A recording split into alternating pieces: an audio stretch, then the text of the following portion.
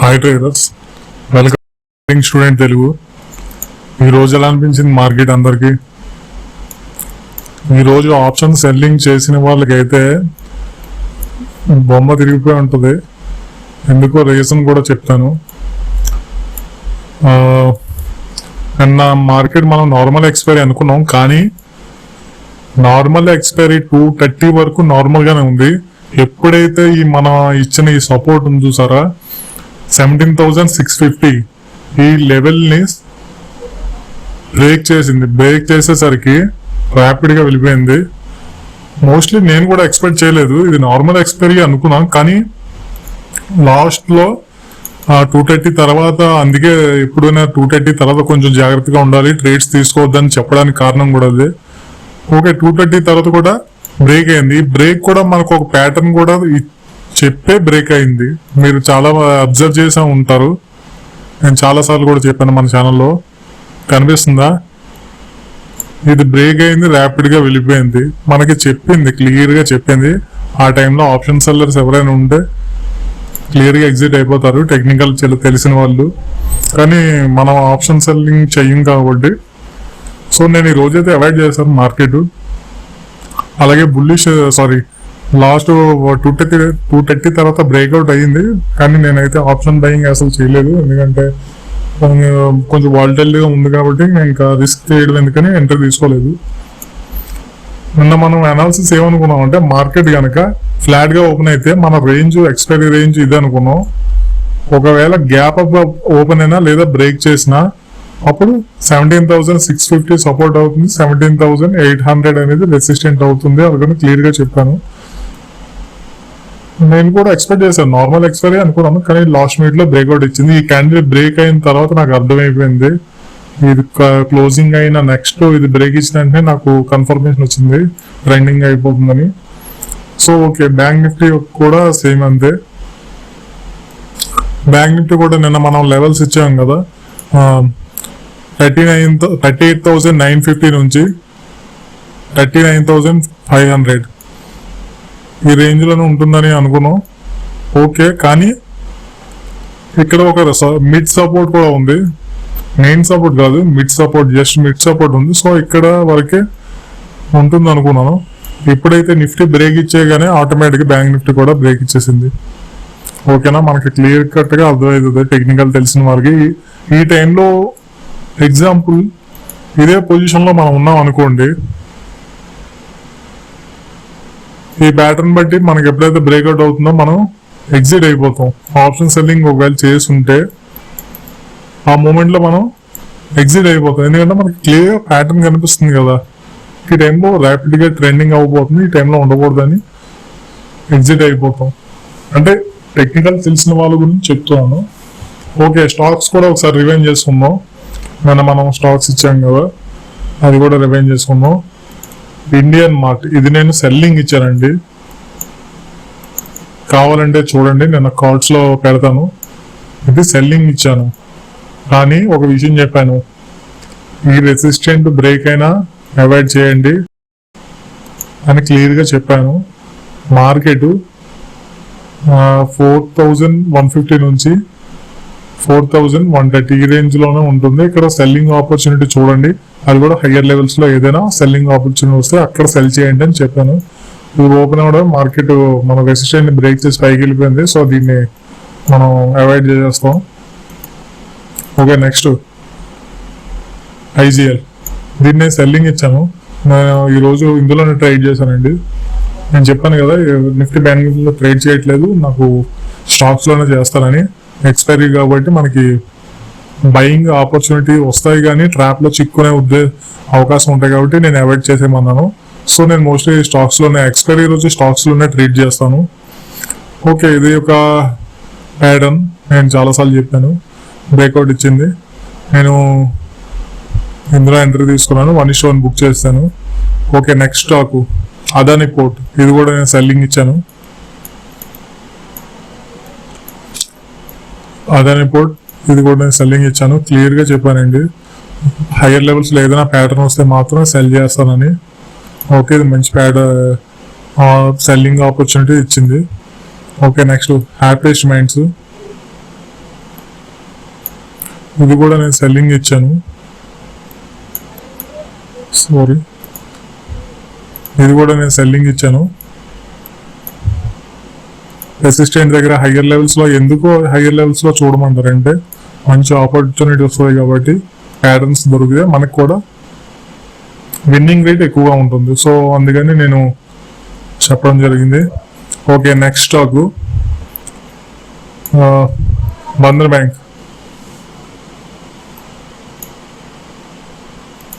ఇది కూడా నేను ఇది నేను బయింగ్ ఇచ్చాను బంధన్ బ్యాంక్.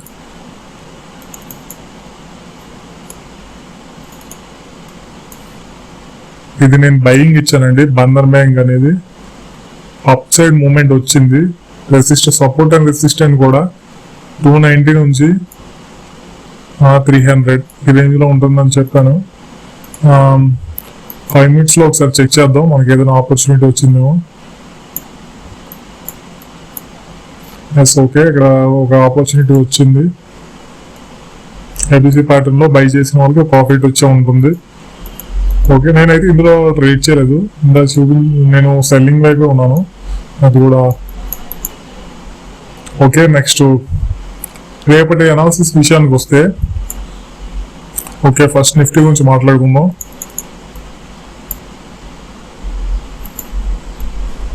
రేపటి సపోర్టు 17,360 అండి. 17,360 అనేది ఒక సపోర్టు. అలాగే 17,630 600 17,600 అనేది కూడా ఒక రెసిస్టెంట్. ఓకేనండి, 350 అనేది సపోర్టు, అలాగే 600 అనేది రెసిస్టెంట్. రేపు మనం బయింగ్ వెళ్దామా సెల్లింగ్ వెళ్దామని అనుకుంటే రేపు నేను సెల్లింగ్ ఇంట్రెస్ట్ ఉన్నానండి. రేపు సెల్ చేద్దాం. అది కూడా ఫ్లాట్గా ఓపెన్ అయినా కొంచెం గ్యాప్ అప్ ఓపెన్ అయినా ఏదైనా ఆ సెల్లింగ్ ఆపర్చునిటీ వస్తే నేను సెల్ చేస్తాను. లేదా హ్యూజ్ గా గ్యాప్ డౌన్ ఓపెన్ అయిపోయి నియర్ బై సపోర్ట్ దగ్గర వెళ్ళిపోయింది అనుకోండి, ఇక్కడ ఓపెన్ అయింది అనుకోండి, ఇంకా అవాయిడ్ చేసేయండి. ఓకేనా, నేనైతే మోస్ట్లీ అవాయిడ్ చేస్తాను. గ్యాప్ డౌన్ కనుక ఓపెన్ అయితే ఫ్లాట్ గా ఓపెన్ అయినా కొంచెం పైకి వెళ్ళనిస్తాను. ఇంకా నాకు డబుల్ కన్ఫర్మేషన్ కోసం పైకి వెళ్ళనిచ్చి అక్కడ ఏదైనా ప్యాటర్న్ వస్తే సెల్ చేస్తాను. ఓకేనా, క్లియర్ కదా? ఓకే, నెక్స్ట్ బ్యాంక్ నిఫ్టీ కూడా ఒకసారి చూద్దాం.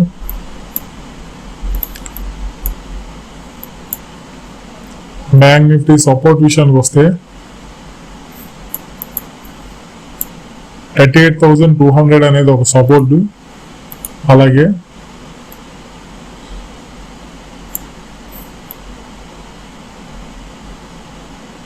39,150 అనేది ఒక రెసిస్టెంట్. ఓకేనా, రేపైతే నేను మోస్ట్లీ సెల్లింగ్ సైడ్ ఉండబోతున్నాను. నిఫ్టీ కంటే బ్యాంక్ నిఫ్టీ నాకు బాగా కనిపిస్తుంది సెల్లింగ్. ఓకే, ఫ్లాట్ గా నేను కొంచెం కరెక్షన్ పైకి వెళ్ళని వస్తాను. వెళ్ళిన తర్వాత అక్కడ ఏదైనా ప్యాటర్న్ బట్టి నేను సెల్లింగ్ చేస్తాను. అంతేగాని గ్యాప్ డౌన్ ఓపెన్ అయినా ఫ్లాట్ ఓపెన్ అయినా నాకు అంత ఇంట్రెస్ట్ లేదు. నాకు కొంచెం పైకి వెళ్ళనిచ్చాక అక్కడ ఏదైనా కొంచెం సెల్లింగ్ ఆపర్చునిటీ చూస్తాను. ఎందుకంటే కొంచెం ఫ్లాట్ ఓపెన్ అయింది అనుకోండి, గ్యాప్ అప్ కొంచెం అప్ సైడ్ మూమెంట్ వచ్చింది అనుకోండి, బయ్యర్స్ కడుపు నిండిన తర్వాత అప్పుడు మనం సెల్లింగ్ ఆపర్చునిటీస్ చూడాలి. ఎందుకంటే ఇంకా ఈ జోన్ లో ఇంకా మనం సెల్లింగ్ చేసిన తర్వాత బయ్యర్స్ ఉండకూడదు. అది నా ఒపీనియన్. నీకు అర్థమైంది కదా? కొంచెం అందుకే బయ్యర్స్ వెళ్ళిపోయిన తర్వాత అక్కడ సెల్లింగ్ ఆపర్చునిటీ వస్తే సెల్ చేస్తాను. ఓకే కదా? సపోర్ట్ విషయం వస్తే 38,200 అలాగే 39,150 అనేది రెసిస్టెంట్. ఓకే, క్లియర్ కదా? నెక్స్ట్ స్టాక్స్ లోకి వెళ్ళిపోదాం. ఫస్ట్ స్టాక్ ఆస్ట్రాల్ నేను సెల్లింగ్ ఇస్తున్నాను. కొంచెం పుల్ బ్యాక్ వచ్చిన తర్వాత ఏదైనా సెల్లింగ్ ఆపర్చునిటీ వస్తేనే సెల్ చేయండి. రేపు కూడా స్టాక్స్ అన్ని సెల్లింగ్ చేస్తున్నాను. నేను మోస్ట్లీ ఏదైనా ఒకరోజు ఫుల్గా అంటే రేపు సెల్లింగ్ ఉండబోతుంది అనుకోండి, నేను మోస్ట్లీ ఎక్కువగా సెల్లింగ్ స్టాక్సే ఇస్తున్నాను. అలాగే బయింగ్ అనుకుంటే బయింగ్ స్టాక్సే ఇస్తున్నాను. అంతేగాని కొన్ని సెల్లింగ్ స్టాక్స్ కొన్ని బయింగ్ స్టాక్స్ ఇవ్వట్లేదు. ఎందుకంటే మీరు కన్ఫ్యూజ్ అవుతారు, నాకు కూడా కొంచెం చెప్పడానికి ఈజీగా ఉంటుంది, మన వ్యూ కూడా బాగుంటుంది. సో అందుకే ఇస్తే అన్ని సెల్లింగ్ స్టాక్స్ ఇస్తాను, లేదా ఇస్తే బయింగ్ స్టాక్స్ ఇస్తాను. ఓకేనా? అప్పుడు మనకు కూడా కొంచెం క్లియర్ గా ఉంటుంది, వ్యూ బాగుంటుంది. ఎందుకంటే కొంతమందికి బయింగ్ చేయాలంటే బాగుంటుంది, అంటే వాళ్ళ వ్యూ బాగుంటుంది, బయింగ్ చేయాలంటే వాళ్ళకి ఇంట్రెస్ట్ ఉంటుంది. అలాగే షార్ట్ సెల్ చేసే వాళ్ళకి సెల్ సైడ్ ఉండడం అంటే వాళ్ళకి ఇంట్రెస్ట్ ఉంటుంది. నాకు కూడా సెల్లింగ్ అంటే బాగా ఇష్టం. ఎందుకంటే బయింగ్ అయితే కష్టపడి అలాగా కొంచెం ఫైట్ చేసి కష్టపడి అలాగే వెళ్ళాలి, కానీ సెల్లింగ్ అంత పెద్ద టైం తీసుకోదు. ఒక మంచి ఆపర్చునిటీ వచ్చిందంటే ర్యాపిడ్ గా వచ్చేస్తుంది. సో అందుకే నాకు సెల్లింగ్ అంటే ఇష్టం. ఎక్కువ మూమెంట్ ని క్యాచ్ చేయొచ్చు సెల్లింగ్ లో. బయింగ్ అంటే సెల్లింగ్ సైడ్ అయితే ఎక్కువ మూమెంట్ ని క్యాచ్ చేయొచ్చు. ఎందుకంటే కష్టపడి ఎవడైనా మనమే ఎగ్జాంపుల్ అనుకోండి, ఎవరైనా బాగా మంచి పొజిషన్కి వెళ్ళాలంటే చాలా కష్టపడి మెట్టు ఎక్కి ఒక పొజిషన్కి వెళ్ళాలి. అదే సెల్లింగ్ పడాలంటే మాత్రం మంచి నాశనం అయిపోవాలంటే టైం పెద్ద తీసుకోదు, ఫాస్ట్ గా అయిపోతుంటది. సో అదే ఎగ్జాంపుల్. ఓకే, నచ్చితే లైక్ చేయండి. ఓకేనా. ఇంకో విషయం ఏంటంటే మన ఛానల్ చాలా మంది చూస్తున్నారు కానీ సబ్స్క్రైబ్ చేయట్లేదు. నా టెక్నికల్ అనాలిసిస్ కనుక మీకు నచ్చితే మాత్రం ఖచ్చితంగా సబ్స్క్రైబ్ చేసుకోండి. అలాగే నా లేటెస్ట్ అప్డేట్స్ కూడా మీకు నోటిఫికేషన్ లో వస్తాయి. కింద బెల్ బటన్ ఆన్ చేసుకోండి. ఓకే, నెక్స్ట్ అస్త్రాలు అయిపోయింది కదా, సెల్లింగ్ చూద్దాం. నెక్స్ట్ ఏయూ బ్యాంక్, దీన్ని కూడా నేను సెల్లింగ్ అనుకోవడం కాదు, సెల్లింగ్ అని ఇస్తున్నాను. ఓకే, ఇంకొక విషయం ఏంటంటే ఇది మోస్ట్లీ ఫ్లాట్ ఓపెన్ అయింది అనుకోండి, కొంచెం పైకి వెళ్ళనివ్వండి. పైకి వెళ్ళిన తర్వాత అక్కడ ఏదైనా సెల్లింగ్ ప్యాటర్న్ వస్తే మాత్రమే సెల్ చేయండి. అంతేగాని గ్యాప్ డౌన్ ఓపెన్ అయిందని మాత్రం సెల్లింగ్ ఆపర్చునిటీ అస్సలు తీసుకోవద్దు. ఒకవేళ ఏదైనా ప్యాటర్న్స్ వచ్చినా మాత్రం కూడా గ్యాప్ డౌన్ ఓపెన్ అయితే మాత్రం సెల్లింగ్ చేయొద్దు. ఎందుకంటే మోస్ట్లీ ఎందుకు 2 సార్లు చెప్తున్నానంటే, ఇది నియర్ బై సపోర్ట్ దగ్గర ఓపెన్ అయింది అనుకోండి, ఇక్కడ సెల్లింగ్ చేసామంటే స్టాప్ లాస్ హిట్ అవుతుంది, అంతే, అంతకు మించి ఏం జరగదు. సో అందుకనే చెప్తున్నాను. ఉంటారు చాలా మంది ఉంటారు, నా ఫ్రెండ్స్ కూడా చెప్తాను, చూస్తూ ఉంటాను కదా. నేను సెల్లింగ్ అని ఇస్తే వాడికి ఆ స్టాక్ ఆ రోజు బయింగ్ చేస్తున్నాడు, వాడు ఇంకా ఏం చెప్తాం వాడికి. ఓకే, నెక్స్ట్ పెట్రో, దీన్ని కూడా నేను సెల్లింగ్ ఇస్తున్నాను. మోస్ట్లీ ఫ్లాట్ ఓపెన్ అవ్వచ్చు, ఓపెన్ అయిన తర్వాత కొంచెం పైకి వెళ్ళనివ్వండి. పైకి వెళ్ళిన తర్వాత ఏదైనా ఆపర్చునిటీ వచ్చిన తర్వాత మాత్రమే సెల్లింగ్ చూడండి. ఇన్ కేస్ మన రెసిస్టెంట్ కానీ బ్రేక్ అయి పైన కనుక ఓపెన్ అయినా లేదా బ్రేక్ అయి పైకి వెళ్ళిపోతున్నా మాత్రం వదిలేయండి. ఓకేనా. నేను ఏ రేంజ్ లో అయితే ఇచ్చానో ఆ రేంజ్ లోనే చూడండి. ఎందుకంటే దీనికంటూ ఒక కొంత అనాలిసిస్ చేసి నేను చేసి ఉంటాను కాబట్టి నాకు తెలుసు ఈ లెవెల్స్. అంతేగాని నేను సెల్లింగ్ చెప్పాను కదా అని ఫ్యూజ్ గా గ్యాప్ డౌన్ ఓపెన్ అయితే మాత్రం సెల్ చేయదు. అలాగే గ్యాప్ అప్ ఓపెన్ అయ్యి దీన్ని బ్రేక్ చేసింది కదా అని బయింగ్ వైపు మాత్రం అస్సలు వెళ్ళద్దు. ఓకేనా. నెక్స్ట్ పెట్రోనెట్, దీన్ని కూడా సెల్లింగ్ ఇస్తున్నాను. కొంచెం పుల్ బ్యాక్ వస్తుంది, కంగారు పడద్దు. పుల్ బ్యాక్ వచ్చిన తర్వాత నియర్ బై రెసిస్టెంట్ దగ్గర ఏదైనా ఆపర్చునిటీ చూడండి సెల్ సైడ్. రేపన్నీ మోస్ట్లీ సెల్లింగ్ వైపు ఉన్నాయి. అలాగే ఇంకొక స్టాక్ ఉంది, 1 సెకండ్.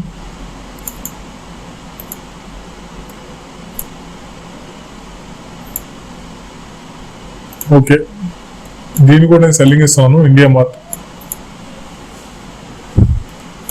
మార్ట్ కూడా నేను సెల్లింగ్ ఇస్తున్నాను. ఫ్లాట్ గా ఓపెన్ అయినా గ్యాప్ అప్ ఓపెన్ అయినా హయ్యర్ లెవెల్స్ లో మాత్రం సెల్లింగ్ ఆపర్చునిటీ వస్తుంది రేపు ఖచ్చితంగా. దీన్ని సెల్లింగ్ చూడండి, దీన్ని కూడా. ఓకేనా. ఈ 5 స్టాక్స్ సెల్లింగ్ ఇస్తున్నాను రేపు. ఏదైనా లెవెల్స్ దొరికితే మాత్రమే సెల్లింగ్ చేయండి, అర్థమైంది కదా.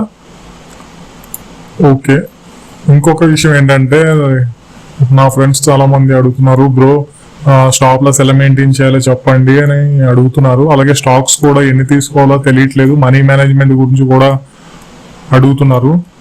చిన్న బ్రీతింగ్ ఇస్తాను దాని గురించి, నేను ఫర్దర్ వీడియోస్ లో చేస్తాను, కానీ కొంచెం మీకు అర్థం అవ్వడానికి చెప్తాను. ఓకేనా, కొంచెం జాగ్రత్తగా వినండి.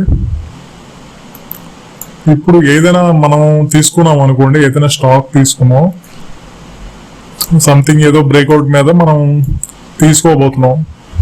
ఈ రెసిస్టెంట్ బ్రేక్అవుట్ అవుతుంది, తీసుకోవాలి అనుకుంటున్నాం బై సైడ్. ఓకే, ఇక్కడికి వచ్చింది. ఇక్కడ ప్రైస్ ఎగ్జాంపుల్ రఫ్ గా చెప్తున్నాను. ఇక్కడ ఒక రూపీస్ ఉందనుకుందాం స్టాక్ ప్రైస్. ఇక్కడ మనం బై చేస్తాం కదా, మన స్టాప్ లాస్ ఎక్కడెక్కడో పెట్టాం అనుకుందాం 95, అంటే ఇక్కడ పెట్టాం యాక్చువల్ గా, కానీ ఎగ్జాంపుల్ కి చెప్తున్నాను. ఇక్కడ 95 రూపీస్ మన స్టాప్ లాస్. అంటే ఒకవేళ మార్కెట్ ఇన్ కేస్ రివర్స్ అయ్యి మన వ్యూ తప్పు అయింది అనుకోండి, రివర్స్ అయితే ఇక్కడికి వెళ్ళిన తర్వాత క్లోజ్ చేసేని ఆటోమేటిక్ గా మనం ఇచ్చే ఆర్డర్ ని స్టాప్ లాస్ అంటారు అనమాట. చాలా మందికి తెలుసు, కానీ కొత్తగా తెలుసుకునే వాళ్ళకి చెప్తున్నాను.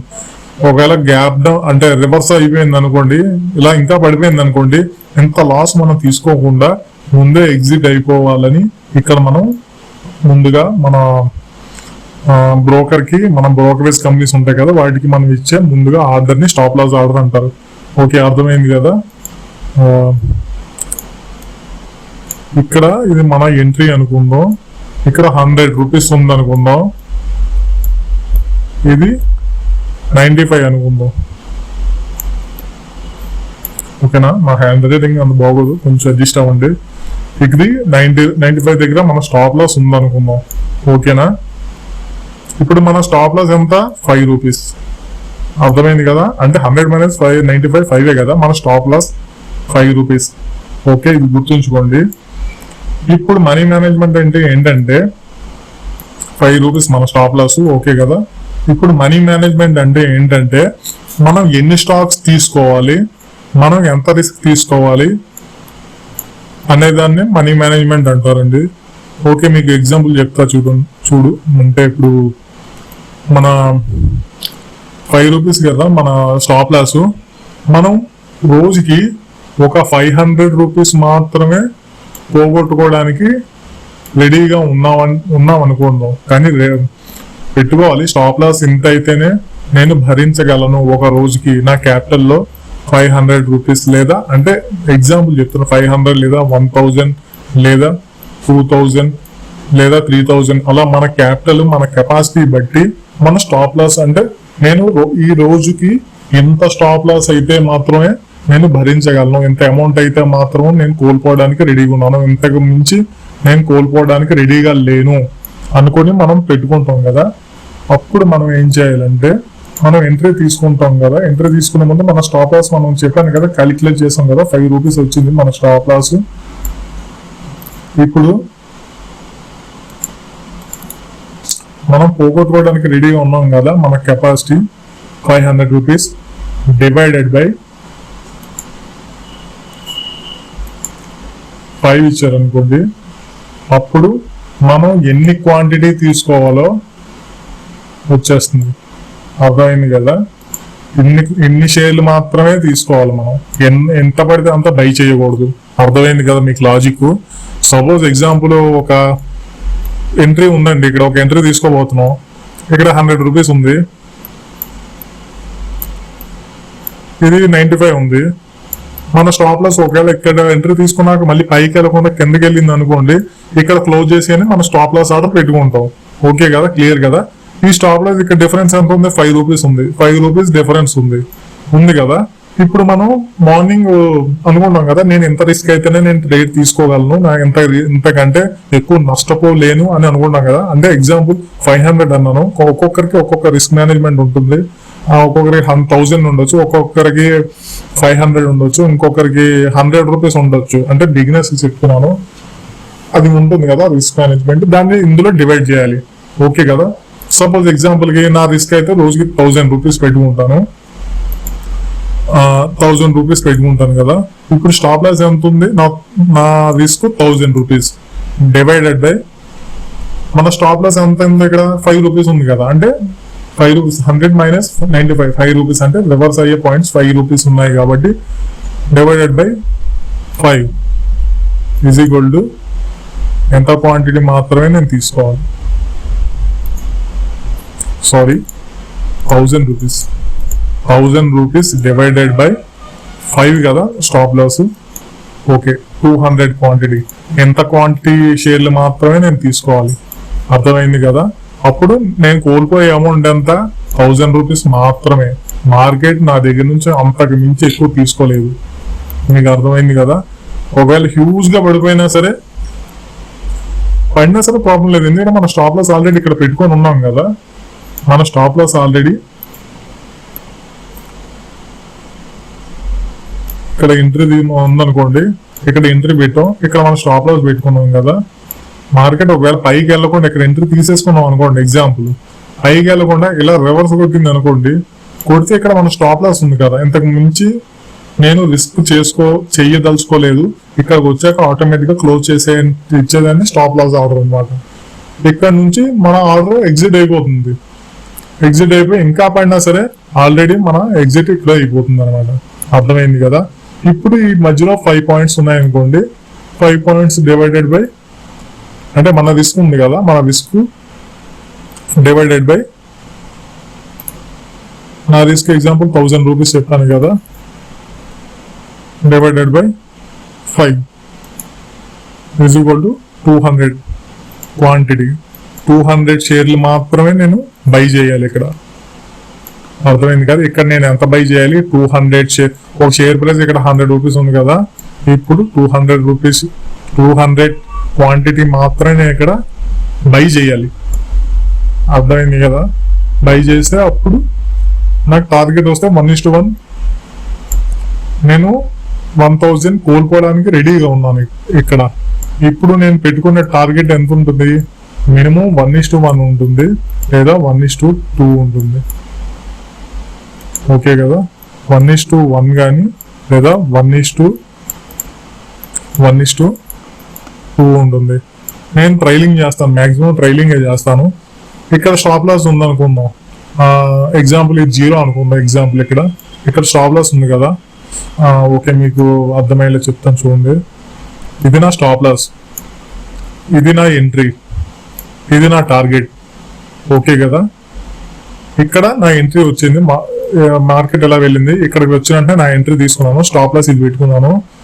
ఇది ఎప్పుడైతే బ్రేక్ అయ్యి 1:1 ఇచ్చేసింది అనుకోండి, ఇది 1:1 కదా.